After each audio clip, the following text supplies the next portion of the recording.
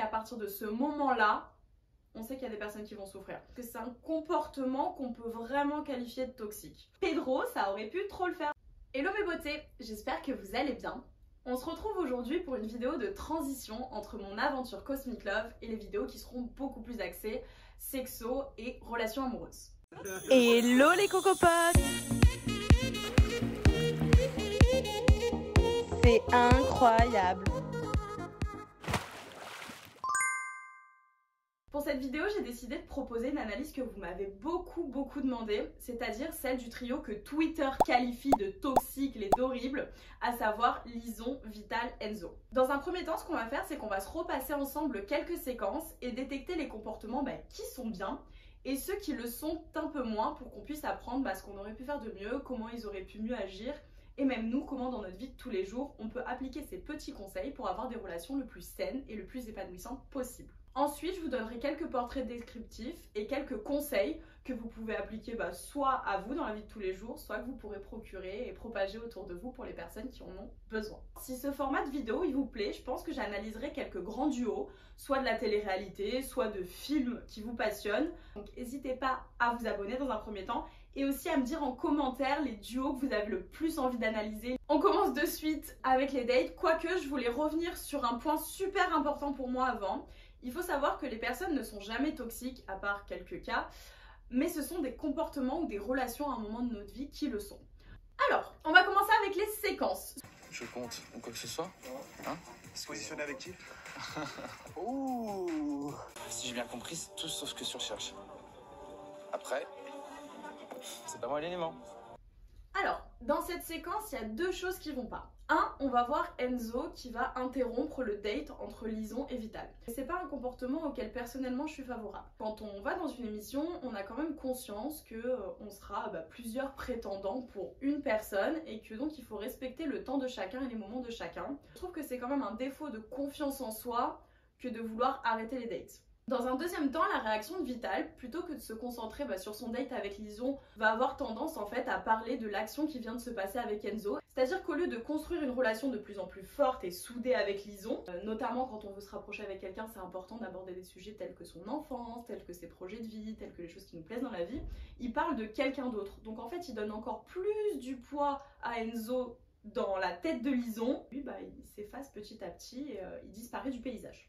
Et tu devrais demander à Vital combien elle a eu de conquêtes si tu veux t'intéresser sur le personnage. Et tu serais, je pense, surprise. Celle-ci, j'ai encore plus du mal à la regarder parce que c'est un comportement qu'on peut vraiment qualifier de toxique. Pour se défendre, Enzo, de ne pas faire assez de pas vers Lison, il va lui expliquer qu'il n'a pas l'habitude, c'est bien, mais il va aussi se permettre de parler de Vital et de son nombre de conquêtes. C'est quelque chose qu'on ne doit jamais faire que de livrer des détails de la vie de quelqu'un d'autre pour s'élever. Ça dénote très souvent d'un manque profond de confiance en soi parce qu'on est obligé de descendre quelqu'un pour s'élever et ça veut dire qu'on ne sait pas sa valeur et ce qu'on a apporté et qu'on préfère miser sur les autres que sur soi.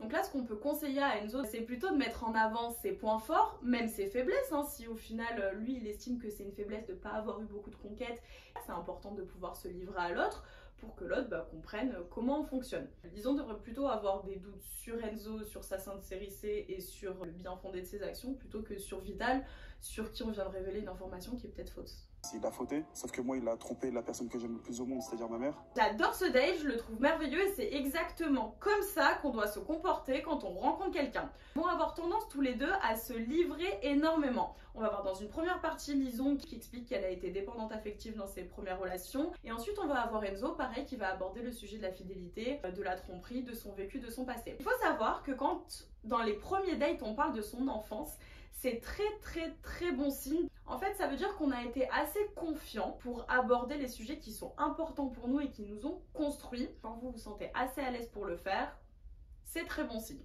J'aurais aimé que ça se fasse sur un moment très beau. En fait, là où je veux en venir, c'est que Vitali m'a embrassé tout à l'heure à la plage. On en arrive à ce moment qui a déchaîné les foules sur Twitter. J'aimerais bien savoir en commentaire d'ailleurs ce que vous en avez pensé. Il faut savoir qu'on n'a pas tous la même considération d'un bisou et pour eux c'était quand même quelque chose de fort. Je pense que l'annoncer dans un jeu en se servant d'une question, c'était pas l'idéal. C'est quelque chose qui aurait dû se faire dans l'honnêteté, la transparence et la sincérité. Il y a un côté un petit peu culpabilisant aussi à demander à quelqu'un est-ce que tu as des regrets. Je pense que c'est une forme de projection. De toute façon, lisons l'annonce puisqu'elle dit oui, t'as pas de regrets, mais moi j'en ai. Deuxièmement, j'aimerais bien avoir votre avis là-dessus. Est-ce que vous pensez qu'un bisou en off est plus sincère qu'un bisou en in? Je fais partie de ces personnes qui ont tendance à penser que quand il n'y a pas les caméras et qu'on fait quelque chose, c'est qu'on est vraiment soi-même, sans pression sociale et sans être en train d'agir pour l'émission, et qu'on fait donc vraiment les choses avec le cœur. Donc je suis plus favorable qu'au bisou en off, au moins vous le savez.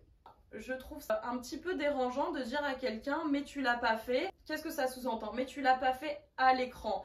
Et là on se dit que quand on est venu dans une émission et qu'on est venu pour trouver l'amour, en fait on s'en fout un petit peu de ce qui se passe en caméra ou pas en caméra, parce qu'on a envie de vivre une relation qui va durer à l'extérieur et dans laquelle il y aura plus de caméra. Et je comprends, attention, à quel point Enzo peut être déconcerté. Ensuite on va assister à une grande scène d'effusion, on va avoir Enzo qui va taper dans la boule et qui va avoir des mots qui sont un petit peu virulents et un comportement qu'on ne peut pas excuser. Il faut savoir que je fais partie de ces personnes qui ne pensent pas que lorsqu'on tape dans un objet, on peut taper dans une personne. Il faut quand même avoir cette dissociation entre l'objet et l'humain, et ce n'est pas qu'on s'emporte sur un objet qu'on s'emportera un jour sur un humain, c'est complètement différent, la conscience entre le vivant et le non-vivant. Par contre, on est quand même dans une émission, on est quand même dans une vidéo-communauté, on va pas aller casser le matériel parce qu'au final on n'arrive pas à gérer ses émotions. Que là, Enzo, dans ce moment-là, fait preuve d'une mauvaise gestion émotionnelle et surtout, on voit que pendant tout le temps où elle lui annonce, il est en train de process et qu'il sait pas comment réagir. Je pense qu'il sait tellement pas comment réagir qu'il va extérioriser ça par la violence, chose qu'on ne tolère pas. Lucas, moi je te fais confiance. Je le sais. Ok. Tu me fais confiance par rapport à quoi? À tout, aux choix, aux décisions que tu prends, aux sentiments que tu as. À tout, ok. J'aimerais se coucher, s'il te plaît. Je trouve que sa réaction est plutôt bonne au final, on va pas forcément le voir, il va aller réconforter à un moment Lison. Je trouve que dans ses mots il est très juste, il lui dit qu'il lui fait confiance, que c'est son aventure, que c'est important qu'elle prenne soin d'elle. Il a une réaction qui est au final très posée, très mature et très en recul. On félicite Vital pour son comportement. Par contre je trouve que dans ses gestes, c'est pas forcément bienvenu de sa part de trop lui faire de câlins et d'essayer de trop la prendre dans ses bras. On voit qu'elle est dans un moment où elle a besoin plutôt d'être seule. Donc Vital dans ses mots il est parfait. Dans ses gestes il faudrait juste qu'il prenne un petit peu plus de recul. Mais je sais que quand on aime quelqu'un c'est parfois difficile de comprendre que la personne a besoin de son espace. Tu te sens mieux? C'est compliqué. On en arrive aux fameuses décisions finales de Lison. Bon, la cérémonie finale, je trouve que c'est une catastrophe. On voit sur le langage corporel de Lison qu'elle est pas contente de son choix. Ça se voit, tout son corps le dit. Quand Vital est super heureuse, super en joie à côté d'elle, elle a les épaules vers l'avant, qu'elle est très renfermée. On peut prédire avant elle qu'elle va regretter son choix. On sait qu'elle s'est pas écoutée. C'est-à-dire que Lison, elle a fait le choix de la raison. On sait qu'elle hésitait entre le cœur et la raison. C'est un choix qu'elle regrette instantanément et à partir de ce moment-là, on sait qu'il y a des personnes qui vont souffrir. Je préfère te le dire moi-même parce que j'ai vraiment envie d'une relation sans trahison, sans mensonge, quelque chose de sincère. J'ai embrassé Colette un soir. Je vous avoue qu'analyser cette séquence, c'est pas la chose la plus facile, mais je pense que quand on est un bon thérapeute, il faut savoir prendre du recul sur les choses. Alors, je trouve ça très honnête de la part d'Enzo de dire en cérémonie finale qu'il m'a embrassé. Je trouve que quand on veut construire un couple qui va durer à l'extérieur, c'est important de pouvoir tout dire, de pouvoir faire le point. Donc je trouve ça plus que merveilleux qu'ils le disent. On peut un petit peu comprendre qu'elle soit déboussolée, mais je trouve qu'elle n'a pas mis à profit cette mise à l'écart avec Nabila pour vraiment réfléchir. En fait, il y avait deux solutions après ce bisou. Soit ils pouvaient repartir affaiblis de ce qui s'était passé en tant que couple, soit ils pouvaient repartir beaucoup plus fort. Je vous explique de suite. Lison, pendant le temps où Enzo était à l'hôtel, elle était avec Vital en train de vivre ses moments aussi, en sachant qu'il y a eu beaucoup de rapprochements physiques entre eux.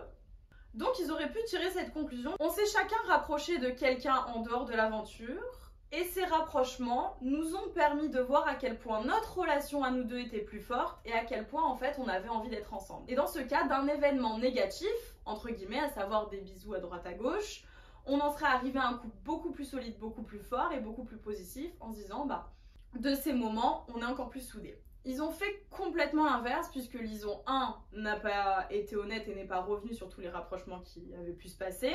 2 a un petit peu remis ça sur la faute d'Enzo. Et 3 a décidé de faire le discours entre guillemets qu'elle avait prévu. On se doute bien que quand il y a un événement imprévu qui va bouleverser les choses, il faut adapter son comportement et réagir en fonction et pas continuer dans la même ligne. Sinon, cet événement a tendance en fait à créer une fracture dans le couple qui va au fur et à mesure du temps s'agrandir jusqu'à ce que le couple casse. C'est exactement ce qui s'est passé pour eux.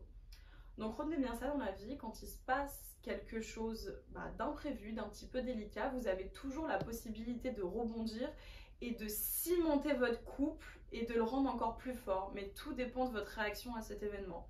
D'ailleurs, si vous ne savez pas comment faire, ça peut être intéressant de consulter dans ce genre de moment. Et je suis là. Je pense que maintenant, ce qui peut être intéressant de faire, c'est qu'on se fasse des petits portraits descriptifs de chacun de ces 3 candidats, un petit peu leurs grands traits de personnalité, et que je vous donne des conseils si vous êtes comme eux ou si vous connaissez quelqu'un comme eux pour pouvoir améliorer votre comportement. Du coup, si t'es une personne comme Vital qui, peut-être pour la première fois de sa vie, est confrontée au refus ou au rejet. Je pense que Vital, c'est une personne qui a eu énormément de succès avec les femmes. En même temps, il est très beau, il est très séducteur, il s'exprime bien. Et c'est une personne qui a dû connaître pas mal de succès professionnel ou dans ses études. Attention, ce ne sont que des suppositions, hein. On reconnaît ça à quelques comportements, à savoir cette volonté toujours de toucher l'autre comme si c'était acquis, cette non-compréhension de tu me choisis pas, mais enfin pourquoi, et ce fait qu'il tombe de 10 étages sur la fin de l'aventure. Dans la façon dont il est entreprenant, hein, c'est quelque chose de positif, mais il a pas peur, Vital. L'emmener en date, bah oui, il propose un date parce que de toute façon la personne ne dira jamais non et qu'il est sûr de ce qu'il fait. Ce qu'on peut te conseiller si tu vis un moment de refus, c'est de te concentrer un petit peu plus sur les autres. Donc c'est-à-dire de pouvoir analyser leur langage non verbal, de pouvoir leur demander, s'intéresser à eux, leur demander ce qu'ils pensent, où ils en sont, et de beaucoup plus les interroger dans leurs sentiments et dans leurs réactions. 2, on peut aussi te conseiller de t'interroger sur toi et sur tes désirs profonds. Je pense que Vital a tellement eu l'habitude d'accumuler les choses qu'il en a un petit peu perdu sa boussole intérieure et ce qu'il voulait vraiment. Dans la vie, c'est cool d'accumuler les succès, mais il faut aussi se demander les succès qu'on veut vraiment et ceux pour lesquels on n'a pas envie de se battre parce que sinon on a tendance à perdre beaucoup trop d'énergie. Deuxièmement, si t'es comme Enzo, et je vous avoue que c'est la personne pour qui c'est le plus difficile pour moi de vous proposer une analyse parce que, on dirait pas comme ça, hein, mais j'étais énormément comme ça. J'avais les mêmes réactions que lui et je fais un petit peu ce qu'on appelle un transfert en psycho. C'est-à-dire que je me reconnais en ce qu'il fait. Après j'ai beaucoup travaillé donc je pense que je peux vous donner les meilleurs conseils sur Enzo parce que je sais ce qui fonctionne.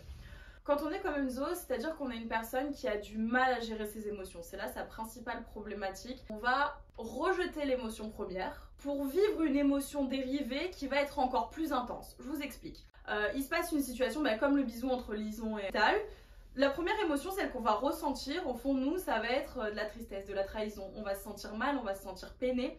Et comme on n'a pas envie de montrer qu'on est détruit intérieurement, comme on n'a pas envie d'accepter cette émotion, comme on n'a pas envie de souffrir, on va vivre une émotion dérivée de la tristesse qui est la colère. Sauf que comme on n'a pas été capable d'accepter cette émotion première, la colère elle est encore plus forte, elle est encore plus intense et on ne sait pas comment la sortir et comment l'exprimer. Donc le meilleur conseil qu'on peut donner à Enzo, le tout premier conseil d'accueillir ses émotions premières, c'est de faire un travail pour se rendre compte qu'il n'y a pas de honte à être triste, qu'il n'y a pas de honte à être malheureux, qu'il n'y a pas de honte à être amoureux non plus. C'est d'accueillir toutes ces émotions premières. Le deuxième travail qu'on peut faire, et celui-là il est en lien avec l'ego, c'est qu'une fois qu'on arrive à les accueillir quand on est tout seul, c'est qu'il va falloir les assumer, il va falloir les accepter devant tout le monde. Et c'est pas facile de faire ce travail non plus, mais il faut vraiment être capable de se dire mais c'est mes émotions, ce sont les miennes, elles font partie de qui je suis et je n'en ai pas honte. Et ça c'est un gros travail à faire sur l'ego. Et le troisième conseil qu'on peut donner à Enzo, pour arriver à faire ce petit 1 et ce petit 2, c'est de pratiquer la méditation. Alors on n'est pas tous familiers avec la méditation, mais la méditation, le yoga, la respiration, quelque chose qui va lui permettre de se recentrer et de se reconnecter avec lui-même et avec toutes ses émotions. Donc prendre le temps de se calmer, de se canaliser. On peut aussi lui conseiller a posteriori de faire des petites analyses des moments où il a pété un câble. Et je pense que pour Enzo, se voir dans cette émission, c'est quelque chose de très positif parce qu'il peut prendre conscience de ses réactions un petit peu virulentes et se rendre compte qu'il n'a pas envie d'être comme ça, qu'au final l'image qu'il dégage n'est pas lui, qu'elle n'est pas belle non plus. Et donc prendre conscience que il aurait peut-être mieux valu accepter ses émotions premières et faire ce travail. Enfin, si t'es une personne comme Lison, c'est-à-dire une personne qui a énormément souffert en amour, une personne qui a vraiment été brisée de l'intérieur, on reconnaît ces personnes parce que ce sont des personnes qui, ont peur de s'engager dans des relations par peur de souffrir encore, même si elles le veulent beaucoup et qu'elles ont plein d'amour à donner. 2, parce que ce sont des personnes qui demandent énormément de conseils. Alors oui, ça peut être cool de demander des conseils à ses amis proches ou à sa famille, mais quand tu commences à demander des conseils à des personnes qui au final ne connaissent pas toute ta vie ou ne sont pas si proches de toi, comme par exemple des candidats de télé, c'est que tu as vraiment une problématique de confiance en toi et de confiance en l'amour en général et que tu as besoin d'être rassuré par les autres. Et 3, ce sont des personnes qui, même si elles crient haut et fort qu'elles savent ce qu'elles veulent et qu'elles ne veulent plus souffrir, elles ont tendance à toujours se faire passer en 2e dans leur relation, voire en 3e, en 4e, et à privilégier le bonheur des autres au leur. Si t'es une personne comme ça, je peux te donner 3 conseils. 1, si ça fait longtemps que t'es dans cette situation, que t'en peux plus et que t'en souffres beaucoup, c'est de consulter. Il faut savoir qu'il n'y a aucune honte à consulter. Personnellement, j'ai fait 12 ans de psychothérapie et je m'en sors très bien. C'est de consulter parce qu'en fait tu vas pouvoir faire un travail avec une personne extérieure qui va mettre le doigt sur tes blessures et qui va t'aider à les travailler, à t'en sortir. Quand ça fait un moment qu'on souffre comme ça et qu'on a été détruit ou détruite à ce point, s'en sortir tout seul, ça tient et ça relève du miracle. Donc si tu t'en peux plus, consulte vraiment, et je te dis ça avec la plus grande bienveillance. 2, si tu veux t'en sortir au final tout seul ou toute seule, que tu as les épaules et que ça fait pas trop longtemps que tu souffres, ce que je peux te proposer déjà si tu veux rencontrer l'amour, c'est de bannir tout ce qui est speed dating, Tinder, tous les matchs possibles sur Tinder ou toutes les personnes qui sont au speed dating ou tous les candidats de télé, ça va juste te perdre et tu vas paniquer, tu vas être incapable de te recentrer sur ce que tu veux et sur tes désirs profonds. Ce que je peux te conseiller si tu veux rencontrer l'amour, au final c'est pas y penser du tout. C'est de laisser un collègue de travail ou un ami de longue date ou une rencontre spontanée prendre un petit peu plus de place dans ta vie chaque jour jusqu'au moment où tu te rends compte qu'au final cette amitié, cette relation professionnelle s'est transformée en amour et que tu es heureux ou heureuse. Par exemple, dans l'aventure Pedro, ça aurait pu trop le faire parce que c'était un gars qui faisait tout le temps rire Lison. 3e conseil que je peux te proposer, c'est de te retrouver seule. Je sais que c'est pas évident à faire, mais par exemple dans cette aventure, la meilleure décision que Lison elle aurait pu prendre, c'est de partir toute seule. Elle nous aurait prouvé qu'elle était guérie, qu'elle était forte et que pour une fois elle se choisissait elle-même en dépit de tout le reste. Écoutez, voilà, on vient de finir cette vidéo, oui, sans transition aucune, mais c'est fini. Ça m'a fait plaisir de la tourner, c'était quand même beaucoup de travail. C'est pour ça que je vais me permettre à mon tour de vous demander 3-4 choses. 1, de me dire en commentaire si vous avez bien aimé pour savoir si on continue ce format-là ou pas. Et si on y apporte quelques modifications. 2, j'aimerais trop savoir les duos que vous avez envie que j'adresse. 3, je vais vous demander aussi de vous abonner. Je le fais comme ça parce que en fait c'est du travail de faire ces vidéos et ça vous permet de ne pas manquer les prochaines vidéos et moi ça me donne pas l'impression de travailler pour rien. Et enfin, je vous annonce roulement de tambour la thématique de la prochaine vidéo. On va faire une vidéo là vraiment sur la jalousie. Ce que je vais faire, c'est que je vais vous poster des petites questions et des petits sondages sur Insta pour que vraiment je fasse une vidéo qui soit personnalisée en fonction de ce que vous avez besoin de savoir, de comprendre et les conseils dont vous avez besoin sur la jalousie. Et voilà, je vous fais plein de bisous, n'oubliez pas de vous abonner, on se retrouve très bientôt.